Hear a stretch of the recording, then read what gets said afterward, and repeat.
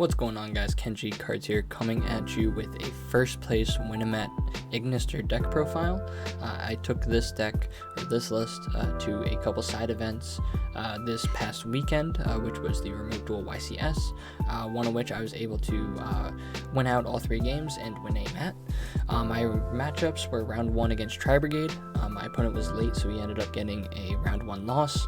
I then won die roll and made the arrival at Ignister, which was enough to win me game 2. Second match, I played against Mekknight striker deck that was maining some more going second cards and less hand traps. Definitely a very interesting list.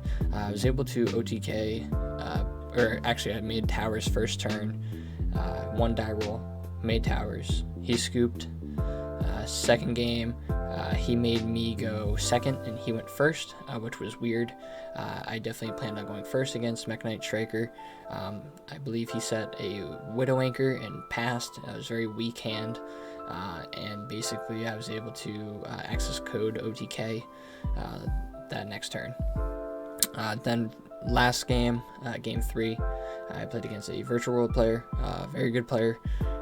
This deck has an interesting matchup against Virtual World. It actually does pretty well, but there was a lot of tech cards that he was running that were stopping me, i.e. Droll, as well as Shen Shen is actually pretty hard for this deck, as a lot of recursion happens from the grave. But I was able to win die roll, make towers, win game 1. Game 2, basically did everything I could, tried to go for the access code OTK, one unknown card in hand, and it happened to be a Nibiru. So therefore I lost game 2, and then game 3 I went first. I was able to set a couple cards that got me there, and then kind of top decked and out to Shen Shen, which was somewhat lucky, but I also played very well up to that point to be able to kind of steal the game back. So those are my matchups. This is my list. Feel free to comment, like, subscribe. I plan on making a lot more content around this deck and around other decks. I play a couple times a week and I grind DB, so I kind of just want to get my list out there and see what people's thoughts are on this deck kind of going forward in the meta. So to start things off, we are playing the 3 Achichi. We are also playing the 3 Picari. So the Achichi is the Stratus for the deck, adds any level 4 or lower Ignister monster from your deck to your hand. Picari is the Stratus for spell and traps, adds any Ignister spell and trap, whether it is on normal summon or special summon. From there, again standard, we're playing the triple Signet Mining and the triple I Meet You. Not much to say about these cards in general. These are your 1-card starters. A lot of these cards, except for I Meet You, can end on the Arrival at Ignister. I Meet You can, but it's normally at a 3000 attack stat, so it's usually not as good.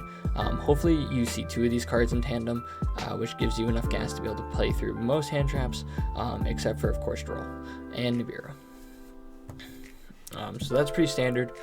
Anyone that's kind of playing the deck is playing those 12 cards. From there, we're playing the Doyon, the Bururu, the Damari, and the Doshin. These are the other names and attributes in the deck. The Doyon and the Bururu and the Damari are all part of mainline combo. The Doyon is probably the most useful one out of all these 4. It lets you add follow-up. When it's summoned, you get to add back an Ignister monster from your graveyard to your hand, and then when it's used as link material for the link summon of a Cybers monster, you can add back a Ignister spell and trap from your graveyard to your hand. So this guy has dual purposes. He becomes really, really good mid-game to late game. Bururu Foolish is the Damari. The Damari is basically a negate when you have the Link 6 on board. And then a lot of people are debating this right now, whether to play the Water one and then the other Earth extender. I chose the Doshin for today. The reason why is I like the fact that it is searchable off the I Meet You and off of the Signet Mining. I think that is really, really important because it comes up a ton. And then instead of the other Earth one, I cut it for another extender in the main deck. So from there, we're playing the 3 Island. Again, people are debating this, play 3, don't play 3. I think you have to play 3, because when they stop your infant or stop your, the first one you activate, having another one in hand or just having one in hand is really key. For instance, today I was going up against a virtual world player, and he hot red dragon archfiend my island, but I had another one in hand, so I just activated the other one, and then I was able to continue. So we wasted a game for nothing. So I think it's really important to play it at 3. I'm also playing the I Meet You, which is kind of busted. So draw 3, which is pretty crazy. You're able to recur it back with Doyon. Once you get that loop going, you get you get a draw 3 every turn, which is pretty good. And then the last 2 cards for the engine part is the 2 Idle Reborn. Now this is something that I cut one of the extenders for, is a second one of these instead of just one of these. I'm not sure how I'm feeling about it. I like seeing it a lot, don't get me wrong, I like this card a lot, but it is kind of bricky. Sometimes my hands are already not very good, i.e. I don't have a starter. This doesn't help you whatsoever. This just bricks more. So it might in the future get cut for like the water one, because the water one is basically the same thing as the Doshin. You can just free special it, and you can basically recur this too with Doyon. So it's hard to say if 1 or 2 of these is right. But we'll do some more testing in the future. But for this one, or this tournament, I was just running 2. For the tech cards, I'm playing the Harpy's Feather Duster, and then the Call by the Grave. I cut a hand trap, or a copy of a hand trap for the Harpy's Feather Duster. The whole point was I didn't want to lose to Nibiru, I didn't want to lose to Mystic Mine. My apologies, I cut it to Nibiru. I didn't want to lose to Mystic Mine on the main deck and not have an out. Then play 3 triple tactics downs. This card is the best card in the deck. When you get drolled, you rip something out of your opponent's hand, and then if you have 2 hand traps or a hand trap and a going first card that I play, you're able to basically get your opponent to pass turn back to you, and then you're not under droll, and your entire engine's a 1 card, starter. So a lot of times when you get drolled, it's really important to try to add follow-up for the following turn, because you're basically just going to try to stun your opponent on their turn. That way you can play, turn 3 and do your combo.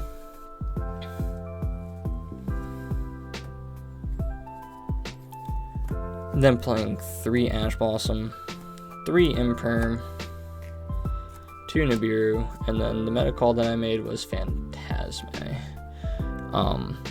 I expected to see Tri-brigade, because it's just the most popular one. So I put this in to hopefully draw into this, or the other 2. I think I used it once. Personally, I don't think it is that good. I think it's kind of iffy, to be honest with you. I think I might cut this in the future for maybe some prosperities, or maybe the 3rd Nibiru and then like 2 prosperities or something like that. I don't know. It's a consistency card, but I don't think it performed very well today. Imperm, Ash, and Nibiru were all amazing. Used every single one of them today. If you're Nibiru, your opponent, you should expect to win. That's usually just how it is. So yeah, pretty good. That's 10 hand traps, a little bit lower than most people. I did cut the other ones for the Rivalry of Warlords. So the whole reason I think this is a good card right now is because if you have this, when you get drolled, you're able to flip it in like interesting chains that stop your opponent from progressing the game state. I think this card's really good, especially because your entire deck locks you into Cybers anyways, so you're never summoning anything that's not Cybers. The only time it gets a little bit iffy is when you have Phantas and you want to like Nibiru, which is another reason why I'm kind of leaning towards cutting the Phantasm, like maybe playing like Prosperity or something like that. But yeah, this card was great. I put it in a day or 2 ago during testing, and it's performed really well. We'll go on to the extra deck. Very standard. Play the Link Rebo. Some people don't play this. I still play this because traps are kind of getting more popular right now, especially at least at my locals as well. So the reason why I play that, you can link the token away for that the Arrival at Ignister makes, and then it can negate like Chu-Chi and like Punishment and Torrential and stuff like that. So could be good, especially if you're playing against back row decks, which I wasn't entirely sure what I was going to be playing against, as the meta is still pretty new and a lot of people are still trying to figure out what's the best ratios, what's the best builds, what's the best decks. From there we played 2 Dark Infant. Never really needed a third. Sometimes it comes up, sometimes I think about cutting this for a third. Only because during your mainline combos, Bells become more popular. You can chain block Infant, or you can chain block with Infant on the Templar. But I'm gonna be honest with you, if they're good at a Ghost Spell, they're probably good at Ghost Spell and Splash Mage before that even happens. So that's the whole reason I'm only running 2. We're playing the Wit Kid, Security Dragon. We played the Update Jammer. Sorry for the glare. We do play the Update Jammer. This card like single-handedly like steals like half the games, man. Like people don't know how to stop this play. Yeah, I access code OTK all the time with this because one red guy can basically get you to the full Update Jammer play. As long as you're not under Droll or you already have the extenders in your hand to do it through a Droll. We then play 2 Splash Mage. Comes up every game. I make 2 of these every game. This card's really good for this deck. We play the Light Dragon, the Wind Dragon, the Fire Dragon, and then the Templar. Not much to say really. They're all I meet you targets. These 2, I guess these 3, actually, to be honest with you, all of them, all 4 of them have crazy effects other than the ones that you probably think you know. So for instance, this is Dingirsu. When a card would be destroyed, you can just detach a material instead. And then it can also revive when another Cyberus monster does damage. And then Wind Pegasus can pop spells and traps, non-targeting. And then Fire Phoenix, when it's destroyed by card effect and sent to the graveyard, you get a pop card on your opponent's field, and then it comes back the following turn in your standby phase. Templar, if you run something over in battle with it, you can special summon an Ignister monster from your graveyard, or level 4 or lower. But then it can proc its other effect, because its other effect can be activated in the battle phase. So you can, turn player priority, make it an Arrival main phase too. So there's some really cool interactions with these cards, and especially with the other ones too, if you have them in the grave. I think these cards haven't really been used to their full potential, and they have a lot of cool effects like that. Last card, I'm playing Transcode Talker, basically a Splash Mage, a Link 3 Splash Mage. That's also revealable to search the Earth Extender. And then the last 2 cards, Exocode Talker and the Arrival. Pretty standard, they're your win conditions. For the side deck,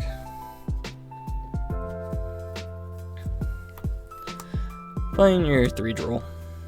Some matchups it's really, really good against. Other matchups, especially like rogue matchups and stuff that are trying to counter, especially this hand trap, this meta, it's not as good. So therefore I side it. I'll side a lot of blowout cards and have a lot of more of the generic cards in the main deck. That's usually how I like to enter events, because you never know what you're going to be able to see, or what you're going to see. From there, playing 2 Lightning Storm. This card's great. Really need to get myself a 3rd one. Harpy's Feather Duster when you need it, Regeki when you need it. Pretty solid card. Usually if I see this game 2 or 3 after siding, feel pretty good about the game. And then the questionable card on the side is 3 Droplets. Everyone loves this card in the main deck, but I cut it because it kept just being a -1. Because I would get drolled, and then I would need this to stop a Tri-brigade monster effect or something, and I would have to send a card, and now I'm down like 2 cards, and they're going second, and they're already up a card. So basically I just cut it because of that exact reason. I know the card's really good, stopping your Winda, your Ultiminus, other problems that this deck has, but I kind of would rather just play hand traps and stop my opponent from getting to those boards than trying to break said boards or negate said boards to be able to break them. That's kind of where I'm at with the meta, but it might shift. Like I said, meta's still pretty young. Everyone's still kind of figuring stuff out. From there, play 3 Twin Twisters. Some people are deciding to play Cosmic over this because it hits Area 0 a little bit better, and it also hits the field spell for this deck better.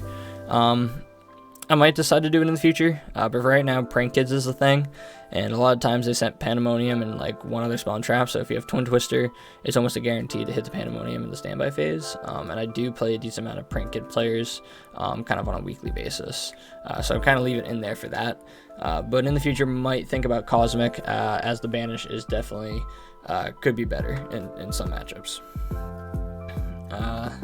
Then I play the 3 Judgment. I was playing a Pointer at one point to try to rip the Kaiju out of the hand before they Kaiju my Towers of the Arrival Ignister. And what I found is I rather just have Judgment. I rather just let them Kaiju me and then try to play with Judgment. And I usually, like I said, normally I have at least 1 hand trap, sometimes maybe 2, maybe a Rivalry. So that's basically why I play this over the Pointers now, because it's just basically a catch-all, if you will. Yeah, not much to say. The Pointer 2 taking the 2,000 compared to the half is actually a big thing because your Michus take away life points from you. So if you get too far down, you just can't Pointer in general. So that's kind of, yeah, that's why I play this over a Pointer right now. Might change in the future. The last card that I play is a Red Reboot. There's a lot of trap decks kind of floating around in my locals lately, so I figured I would just side deck it in case that's the same thing that's happening at these remote duel YCSs and stuff like that. Didn't side it once, didn't play any trap decks. Probably would just play a 3rd Lightning Storm or a Regeki over it, or even a Pankratops. So that was my list. Like I said, I was able to get 3-0 in the Winamat and get myself a mat. Deck is pretty fun. I like it. The whole theory behind it is that if you get drolled, you actually have hand traps and other types of interruption to be able to stop your opponent, compared to other decks where you get drolled and you basically just have to pass and don't have a lot of follow-up to work with. 1-card engines are always nice. Love to hear your guys' opinions on it. Feel free to comment down below. Let me know your thoughts on the deck, where you think the deck's going to go, and kind of how well it's going to do in this kind of upcoming meta that we're looking at right now. So thank you for watching, and have a good rest of your day.